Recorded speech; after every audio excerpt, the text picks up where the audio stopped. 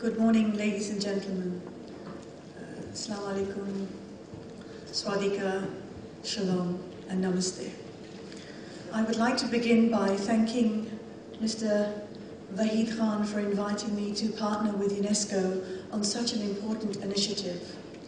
I would like to recognize Dr. Chinpat Bhumidra, Mr. Guanjo Kim, and Professor Matsu Mutu. I think that this is probably one of the most important initiatives I'm participating in myself, because I believe that the importance of using ICTs effectively is going to be able to change the world we live in today. We are currently going through very difficult times globally, as Mr. Khan mentioned, with the economic crisis and the climate change, and our lives are changing. Our houses are open to media. Our houses and children are exposed to the different thoughts that people can project through media. So taking control and getting engaged to ensure that we are moving towards a society of understanding is critical. So I would like to make a few points that I think are good for us to keep in mind as we begin the next 3 days of interactive deliberations together. With the larger population out there of 30 years, I can see that this future that we're all discussing is for you, and to engage you in a healthy debate in these carefully selected 6 points is very important, because I believe that it's wrong if we stand back and think that somebody else is going to help us and tell us what to do to solve the problems of today. Everybody's waiting for somebody else. So creating this, again, thanks to Mr. Khan and UNESCO's platform, having this safe space for us to engage and dialogue about what we can do together and how can we create bridges to understand the cultural diversity, the interfaith dialogue, and move towards the spiritual aspects and understand that all the religions and all of the debates today for peace are all talking about the same thing if we go beyond the discriminations and the misconceptions that are poised.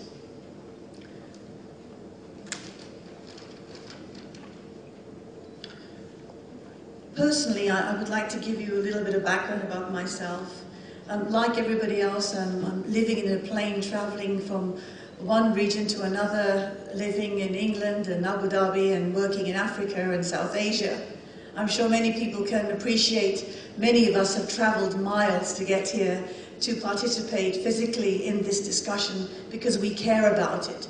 We recognize that lives in our societies are becoming very hostile. I live in London.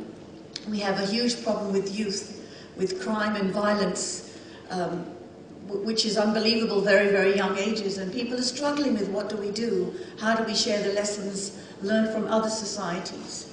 How do we begin to address the urban transformation of society, which is represented in the media today, in hostile manners?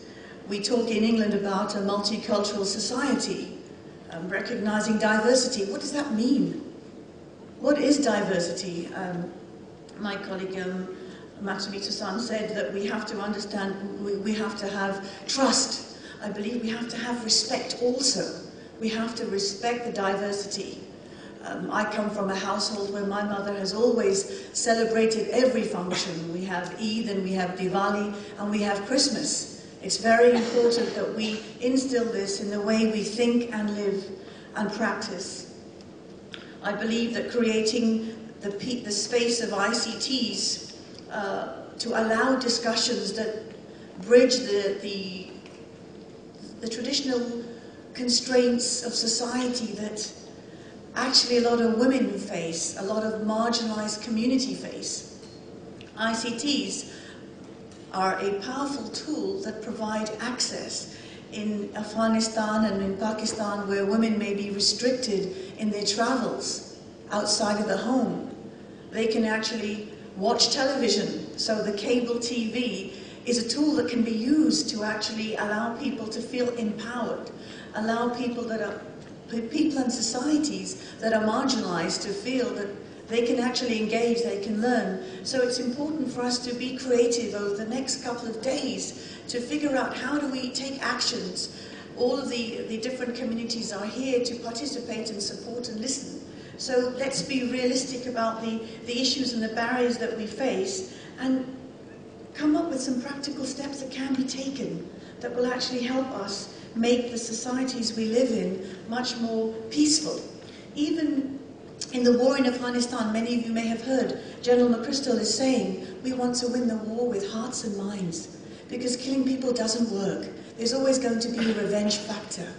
Nobody has ever really won a war. And today, the young children and women are the biggest sufferers in Africa and South Asia. And as Mr. Khan said, there's so many wars being fought today. We don't have enough money to feed the poor. What are we doing, killing people and using all this heavy equipment to support something else that doesn't make sense?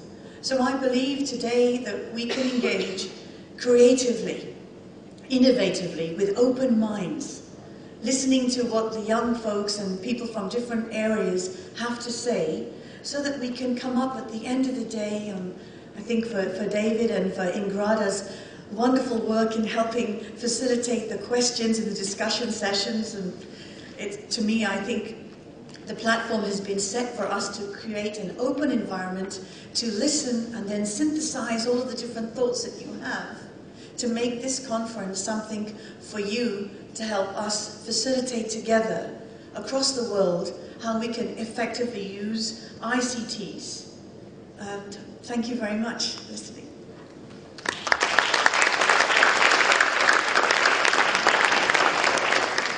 For inviting me to speak at your conference today and allowing my foundation to introduce to your delegates a groundbreaking education program we have developed for schools called Face to Faith. I'm really sorry I'm unable to join you today, but I know I will hear all about your discussions throughout this three-day event on a subject that is very close to my heart, the power of peace. Although Face to Faith is a new program from my foundation, it's developing very rapidly, and the enthusiasm that we find among students and educators and legislators right across the world suggests that the approach we are advocating is very much of the moment. And that's because people all over the world today recognize the need to prepare young people for a rapidly changing, but also richly diverse future. And the Face to Faith program sets out to meet that need. So I'm really excited about the potential of this program.